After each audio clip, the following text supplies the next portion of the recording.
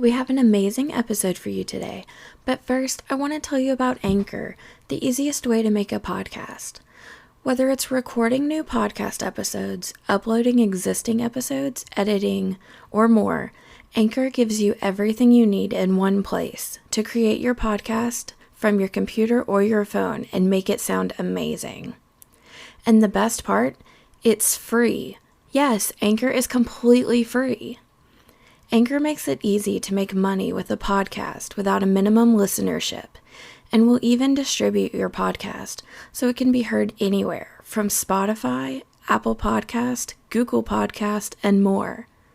The podcast process has been so easy because of Anchor, and I couldn't have asked for a better experience right off the bat. I'm recommending Anchor to all of my listeners who are wanting to start a podcast. Be sure to download the Anchor app or go to anchor.fm to get started building your own podcast today.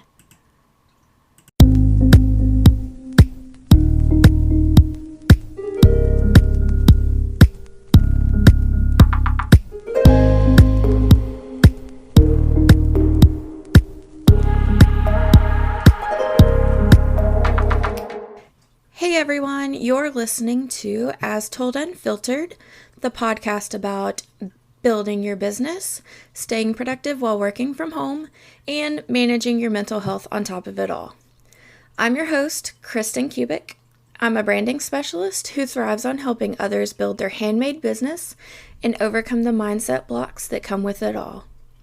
Today's episode is about a topic I've seen asked a lot lately, whether it's been to me personally or in networking groups that I'm a part of. We're continuing our Etsy series by talking about the differences between selling on Etsy versus selling on your own website. Etsy is the most popular platform for handmade sellers, but their recent changes by acquiring CEO Josh Silverman, accompanied with the changes made within the company, have kind of forced some sellers and potential sellers to question whether they should start selling on their own website. Don't get me wrong, I love Etsy. It's why I dedicate my time to helping Etsy sellers grow and build their businesses. But I also listen to all sides and gather facts on different subjects.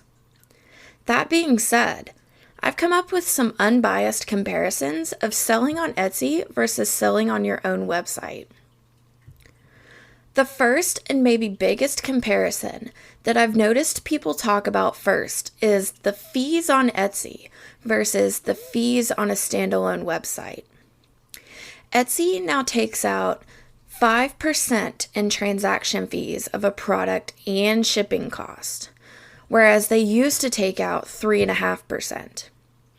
On top of that, you get charged a listing fee and a payment processing fee. Then you have your optional fees, a subscription fee, advertising fees, and in-person selling fees.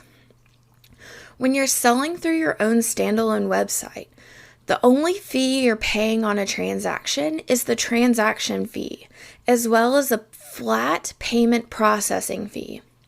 And the best part is, these prices are based on whatever payment processor that you're choosing, like Square, PayPal, or whoever else. If you choose to offer Sezzle or Afterpay, which are financing options that are newly showing up, as many businesses are starting to do for whatever reason, then that's going to be another story and fees in addition to what I've already mentioned. But after all is said and done, Etsy ends up taking between 8 and 30%, depending on whatever extra fees you've opted into, of course. Whereas a standalone website only takes between 3.5% to 4%. Or more if you opt into other things, obviously. The next major comparison I want to be sure to talk about is traffic. Now, I talked about this in episode 2, how Etsy is on track to break 40 million shoppers this year. Insane, right? The built-in traffic on Etsy is a huge advantage, not to mention it's undeniable. And honestly, the built-in traffic is a huge reason I'll always keep at least one shop on Etsy. But when you sell on your own website, you're responsible for all of your own traffic. You don't have much chance of being found if you aren't driving your traffic in some way. It's why SEO, search engine optimization, and social media are a huge deal, especially nowadays. Another big comparison to note between selling on Etsy versus selling on your own website is who is actually in charge. At the end of the day, when you sell on Etsy, they still have a say in some things. And you can't deny that because you agreed to their terms and conditions when you signed up and opened your shop. They're allowed to shut down your shop or any listings within your shop for violating their terms and conditions, especially trademark or copyright infringement if reported. Which, let's be honest, you shouldn't be doing anyway. But that's a whole separate tangent that I could easily go on. Running your own website, you're of course going to be agreeing to terms and conditions, but they're much slimmer and easier going than Etsy because you're not signing up to sell on a major platform.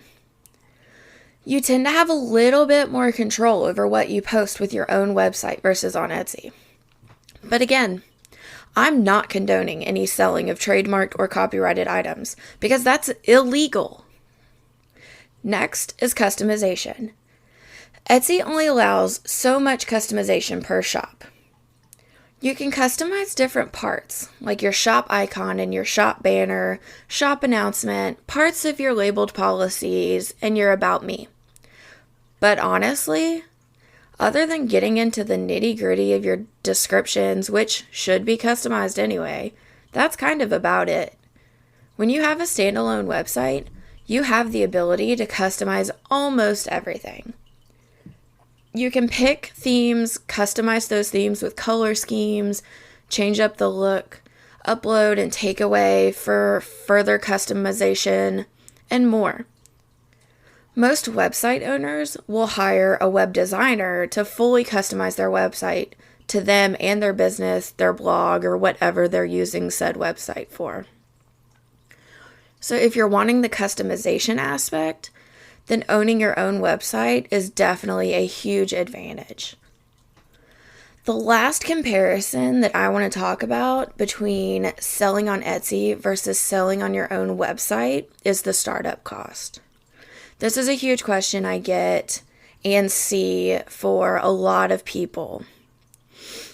Etsy virtually has no startup cost for the website alone, other than the 20-cent listing fee.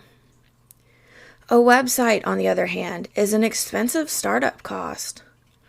For instance, a Shopify website is $29 per month, but you get a discount if you pay for a year or more upfront.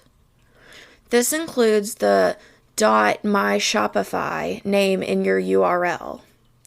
If you want to get rid of that, you can get a domain name through GoDaddy for about an additional $17 per year and then link that to your website.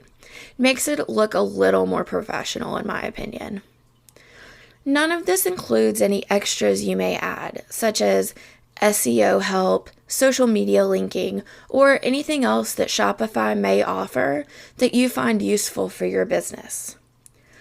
Other e-commerce platforms are around the same yearly price, such as Wix or WooCommerce. I personally use Wix, but we're certified Shopify partners in our business, so we know all about both. And there you have it. Comparisons between selling on Etsy versus a standalone website. I hope these comparisons help, and be sure to check out the show notes for a written version at cubicdesigns.com/blog. Don't forget to subscribe so you're notified as soon as new episodes drop. Thanks guys so much. See you next time.